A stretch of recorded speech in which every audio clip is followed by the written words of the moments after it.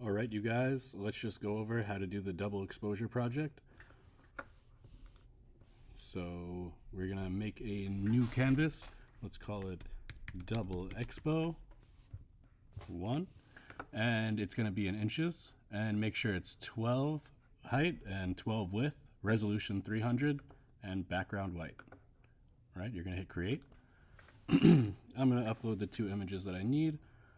Let's hide the mountain range and let's shrink this down a little bit. Okay, cool. So here's where we're at. We want to select subject, so let's use our quick selection tool and select subject. All right, we're gonna go Command C to copy. We're gonna paste it into a new layer and we're gonna hide where you could delete the original.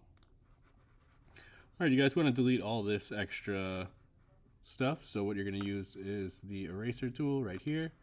Make sure your hardness is turned up. Make sure the opacity is set to 100. And you can just start erasing all this. Uh-oh. Command Z. How come? All right, we're back. Command. Here we go.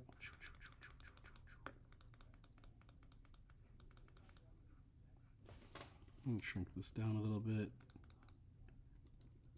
I think they got a little extra information over here. We're just going to delete that, and that looks good. Let's make a nice shape happening here. Boom. Cool. All right. Command T. Maybe we'll resize this a little bit. All right. Looks good.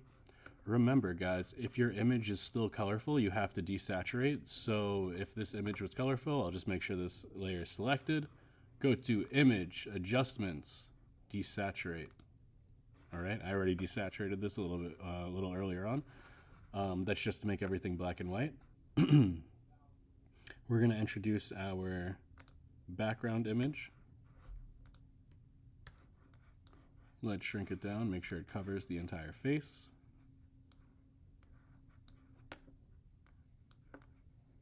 All right, that looks cool. We're gonna lock it in. And with this background image on top of the cutout face, we're going to right click it and we're gonna create the clipping mask, okay? And you can go Command T if you wanna scooch this over or adjust it ever so slightly. I think this will look really cool. Nice, let's lock it in.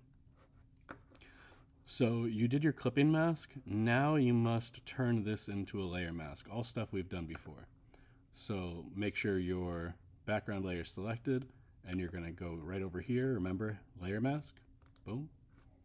And now we're just gonna use our paintbrush and we're gonna turn the opacity down. We're gonna turn the hardness of the brush down because we wanna start bringing back parts of the face.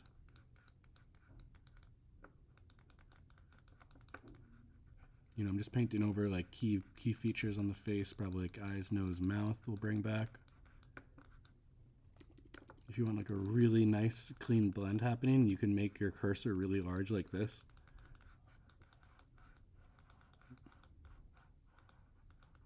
I don't want to lose too much of that mountain range. I think another important area to bring out would be the ear.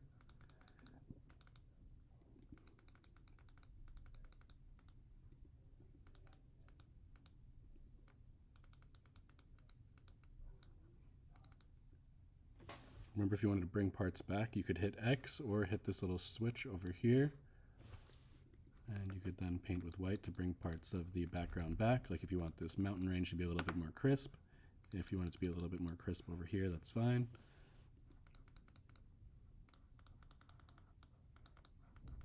Okay. So now we have to add our background. Let's make a layer over here, new layer, right over here, and we're gonna go, you can go edit fill with color, or you can just click on this right over here, hit solid color. And I find that, you know, just by clicking on parts of the image, you can get like a pretty cool color that will really go with your piece. So maybe something like that. If you want it to be a bit more blue, you could just micro adjust over here and hit OK. Next, we have to make a new layer towards the top because we have to add a text layer.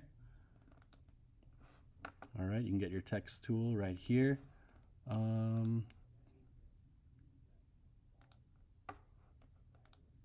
Cool.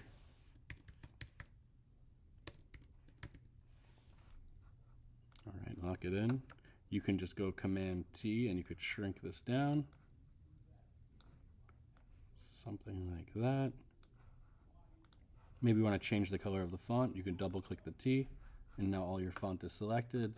And I think we should go in with like a, maybe like a dark blue. Nice. Hit OK. All right. Guys, remember, if you want, you can arc this. See how it's straight across right now, but you could jump in with this layer selected. You could jump in and arc it. So do you see how I got there?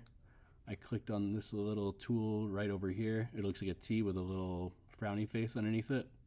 Click that, go to arc, and you could drag this down a little bit. You could maybe, maybe you don't want it to be so arced. You could kind of mellow it out a little bit. But I think that'll look great. We can go Command T. We could shrink this down a little.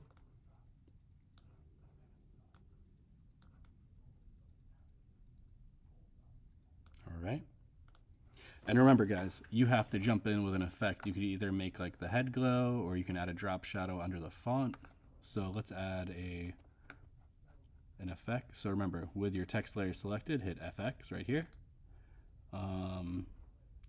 Let's see what a drop shadow might look like.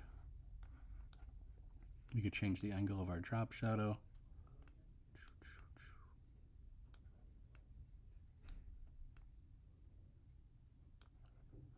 If you want to change the layer style of the drop shadow, you certainly can. You could change it to like,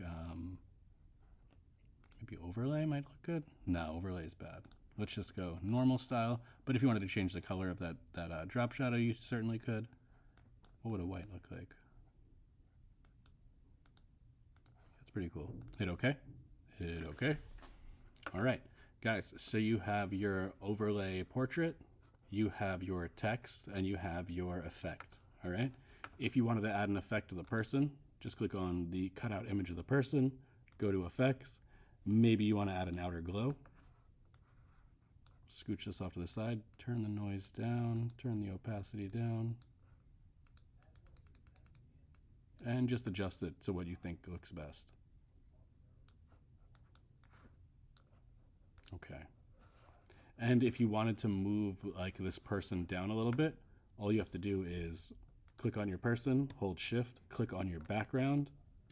You can go Command T and you could scooch it down. You could make this larger. You could flip it facing the other direction if you think that'll work better. All right. But guys, that's our double exposure project. Remember, you need 4 of these, and one has to include an image of you or an image that you have taken. All right?